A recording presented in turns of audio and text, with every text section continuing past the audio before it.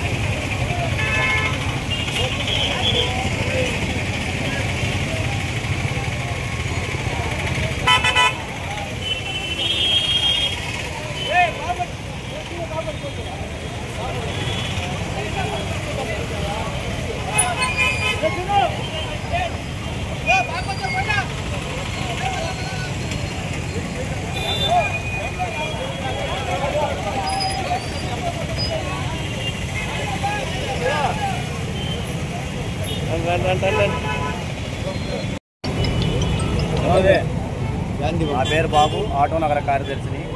మేము ఈ కూటమి ప్రభుత్వాన్ని అడిగేది ఒకటేను, ప్రతి డ్రైవర్కి లైసెన్స్ను బట్టి 15,000 ఇచ్చి ఉంటే బాగుంటుందని మేము అనుకున్నాము. కానీ ఈ కుటుంబ ప్రభుత్వం వచ్చిన తర్వాత చిన్న చలానా 150 రూపాయల చలానా ఉన్నా కూడా చలానా ఉందని చెప్పి అనర్హులుగా లిస్టు సచివాలయంలో చెప్పడం జరిగింది. అలాగే ఈ చిన్న ఓటికి కూడా కారణాలు చూపిస్తూ అనర్హుల లిస్టు ప్రకటించడం జరిగింది. ఇది కాకుండా లైసెన్స్ ఉన్న ప్రతి ఆటో డ్రైవర్కి 15 రూపాయలు ఇవ్వాలని చెప్పి మేము కోరుకుంటున్నాం. దీనికోసం మేము భారీగా ర్యాలీ కార్యక్రమం చేయడం జరుగుతుంది. మా అందరి కోసం కూటమి ప్రభుత్వం గమనించి ప్రతి కార్మికుడికి, ఆటో కార్మికుడికి 15 రూపాయలు వర్తించాలా. అది కాకుండా మిగతా వైట్ బోర్డు ఉన్నా కూడా, ఆ వైట్ బోర్డు ఉన్నదానికి కూడా ఎవరో పేరు మీద ఉన్నా కూడా మా మీద చూపిస్తున్న దానికి కూడా అర్హుల కింద చూపించి అనర్హులని చెప్పడం జరుగుతుంది. ఇవన్నీ కాకుండా ప్రతి ఒక్కరికి 15,000 రావాలని మేము కోరుకుంటున్నాం. ఉండేటటువంటి రాష్ట్రంలో ఉండేటటువంటి ఆటో కార్మికులందరూ కూడా ముందుగానే దసరా చేసుకోమని చెప్పేసి ప్రకటన చేశారు. అనేక షరతులతో కూడినటువంటి వాహన మిత్ర పథకాన్ని అమలు చేశారు. ఈరోజు ఫ్రీ బస్సులు వచ్చేసాయి. ఫ్రీ బస్సుల్లో వచ్చేటటువంటి మహిళలు పక్కనే ఉండేటటువంటి నెల్లూరుకు రావాలంటే పక్కనే ఉండేటటువంటి గ్రామాల్లో ఉండేటటువంటి మహిళలందరూ కూడా ఏ ఒక్కరు కూడా ఆటో ఎక్కేటటువంటి పరిస్థితి లేదు. ఫ్రీ బస్సులు పెట్టిన తర్వాత ఆటో బతుకులు అని అగమ్య గోచరమైనటువంటి పరిస్థితి ఈరోజు వచ్చింది. అంతేకాదు వాహన మిత్ర పథకంలో ఈ చలానాల పేరుతో కొట్టేటటువంటి ఏ ఒక్క కేసు కూడా 150 రూపాయలు నో పార్క్ అనేటటువంటి కేసు కూడా ఉండకూడదు. అదేవిధంగా పొల్యూషన్ చేసుకొని ఉండాలి, ఎఫ్సీలు చేసుకొని ఉండాలి. అట్లాగానే మీది ఏం క్యాస్ట్ అనేటటువంటి క్యాస్ట్ సర్టిఫికేట్లు అడుగుతున్నారు. వాహన మిత్ర పథకానికి క్యాస్ట్ సర్టిఫికేట్లకి ఏం సంబంధం అని చెప్పేసి మేము అడుగుతున్నాం. అంతేకాకుండా ఈరోజు ఉండేటటువంటి పరిస్థితుల్లో 300 యూనిట్లు కరెంటు బిల్లు కానీ వస్తే వాళ్ళకి వాహన మిత్ర వర్తించేటటువంటి పరిస్థితి లేదు. 1000 గజాలు ఉండేటటువంటి స్థలంలో ఇల్లు కట్టుకొని ఉంటే వాహన మిత్ర వర్తించేటటువంటి పరిస్థితి లేదు. ఆ కుటుంబంలో గవర్నమెంట్ ఉద్యోగం ఉండకూడదు, లేకపోతే పెన్షన్ ఇచ్చేటటువంటి వృత్తులు కానీ లేకుంటే రిటైర్డ్ అయినటువంటి ఉద్యోగాలు కానీ ఉండకూడదు. వైట్ బోర్డు కలిగినటువంటి 4 చక్రాల వాహనం ఉండకూడదు.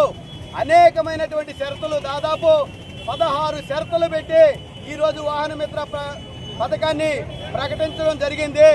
మేము ఒకటే చెప్తున్నాం, లైసెన్స్ ఉండేటటువంటి ప్రతి ఆటో కార్మికుడి డ్రైవర్కి వాహన మిత్ర పథకాన్ని అమలు చేయండి. లేదంటే ఈ పోరాటం ఉధృతం చేస్తాం. మొత్తం ఉండేటటువంటి పరిస్థితుల్లో ఈ 16 షరతులు పెడితే దాదాపు 25% కూడా వచ్చేటటువంటి పరిస్థితి లేదు. ఏమి దసరా ముందు చేసుకోవాలో చెప్పి మేము ఈ తెలుగుదేశం పార్టీ నాయకులకు కానీ ఈ అధికారులు కానీ మేము అడుగుతున్నాం. దసరా చేసుకోండి. వారం ముందే దసరా వచ్చింది. దాదాపు 16 షరతులు పెట్టి ఈరోజు వాహన మిత్ర పథకం అమలు చేయాలంటే ఇది దుర్మార్గమైనటువంటి చర్య. అందుకని ఏదైతే ఎటువంటి షరతులు లేకుండా లైసెన్స్ ఉండేటటువంటి ప్రతి డ్రైవర్కి వాహన మిత్ర పథకాన్ని అమలు చేయాలని చెప్పేసి సిఐటియుగా మేము విజ్ఞప్తి చేస్తున్నాం.